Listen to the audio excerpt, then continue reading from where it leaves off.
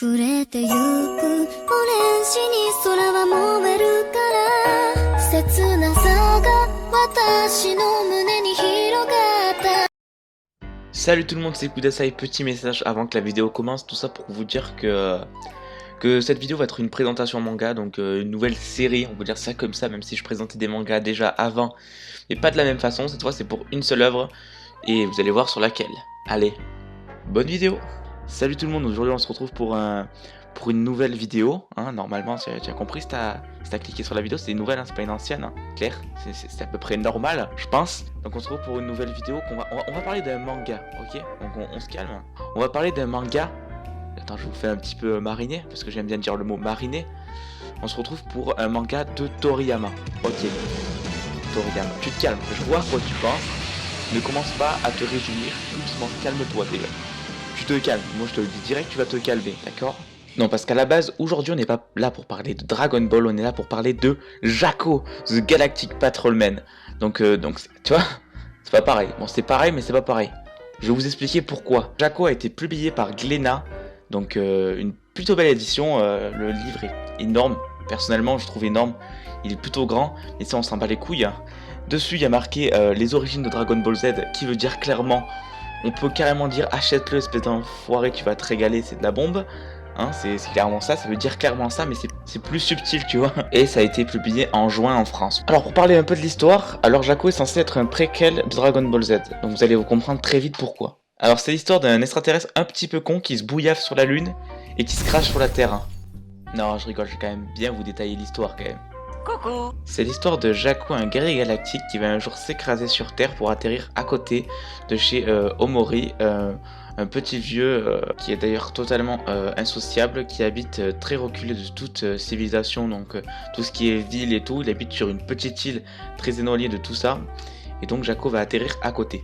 Et c'est bien sûr là que la rencontre va se passer, qu'il va se passer beaucoup de choses humoristiques et choses, mais à la base, quand il arrive sur cette maison, ou plutôt carrément cette île, et c'est là qu'il va se passer des choses, on va nous expliquer que... Oh, mais c'est pas vraiment un spoil.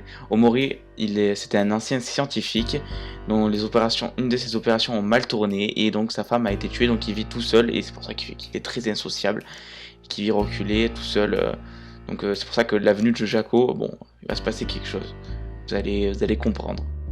Bien sûr, quand je dis qu'il va rien se passer, il n'y a rien de sexuel là-dedans, hein, je préfère vous prévenir. C'est après ça que Jaco va avoir besoin d'un métaux rare, donc qui va servir pour son carburant, parce que oui, il veut normalement rentrer chez lui, c'est un peu le truc, tu vois. Et bien sûr, ce métaux rare vaut beaucoup d'argent, parce que sinon c'est pas drôle, et donc ils vont essayer de faire toute une sorte d'aventure, et c'est à ce moment-là qu'ils vont rencontrer Tide, je sais pas comment ça se prononce, je sais pas trop non plus son nom. C'est une jeune fille très intelligente qui va leur aider dans leur quête. Et c'est après ça que toute l'aventure va commencer, et je ne vous dirai plus rien bien sûr.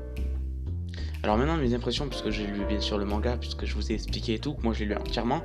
Donc je vous conseille extrêmement de le lire, pour ma part, j'ai adoré, j'ai totalement adoré. Pour l'humour, pour un peu l'esprit de Toriyama, pour un peu les easter eggs, je sais pas si on peut dire ça comme ça, mais pour un petit peu ça. C'était très drôle, moi j'aime bien cet humour, ça rappelle les vieux épisodes de Dragon Ball, donc c'est un truc qui est bien, tu vois. Ça rappelle un peu l'histoire de Sangoku, même si c'est un petit peu normal, vu que ça se passe à peu près pas au même moment. Faudra peut-être le lire, ou j'expliquerai tout à l'heure, mais ça je vais vous en parler tout à l'heure, de l'histoire. No spoil pour l'instant, je vais d'abord vous dire mes impressions. Donc ouais, c'est très drôle, beaucoup d'easter eggs comme on dit, des choses un peu voilà qu'il a rajouté. Moi j'ai bien aimé. Moi peut-être vous allez me dire que je suis un gros con, mais j'ai beaucoup aimé. C'est vraiment un truc, étant petit, comme je regardais Dragon Ball et tout, ça fait des frissons quand tu lis. Et puis franchement c'est super sympa à lire.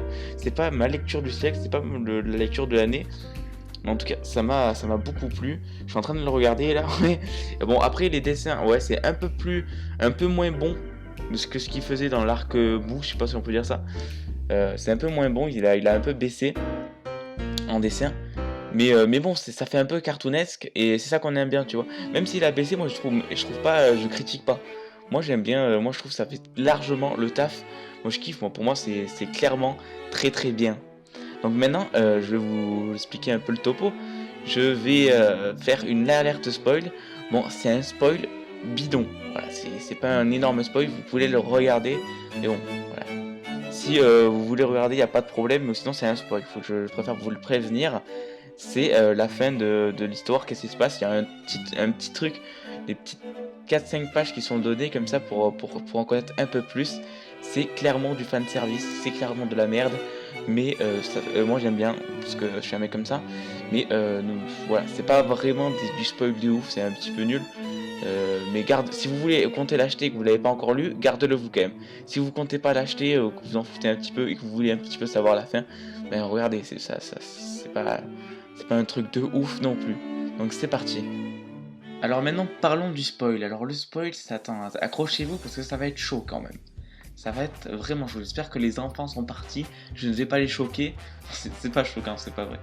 Non, en fait, en gros, ce qui va se passer, c'est que ils vont nous passer un peu du gros fanservice pur et dur.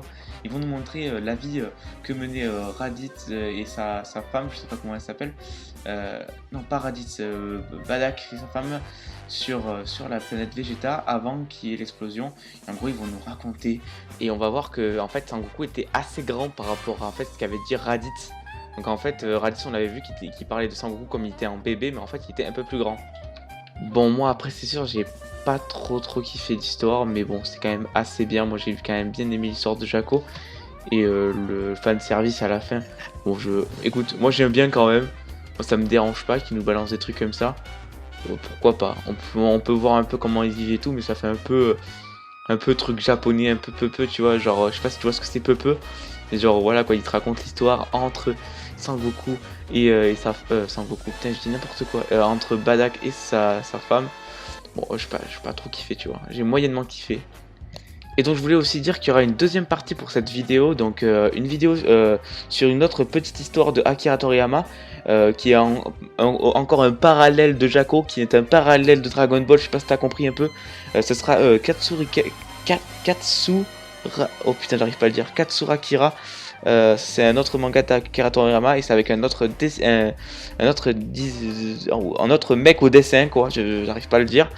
Et il paraît que c'est plutôt bien. J'ai lu la première petite histoire parce que dans Katsurakira il y a deux petites histoires sur des trucs galactiques là. Je sais pas encore l'histoire de comme Jaco là, des guerriers galactiques. Et donc j'ai lu la première histoire, elle est pas terrible, mais il paraît que la deuxième elle est mieux. Donc je vous expliquerai ça là dans la prochaine vidéo. Allez, dans la deuxième partie, parce qu'il y a une deuxième partie. Allez, j'espère que cette vidéo vous aura plu. Mettez un pouce bleu si la vidéo vous a plu et commentez, ça fait toujours plaisir. Allez, ciao!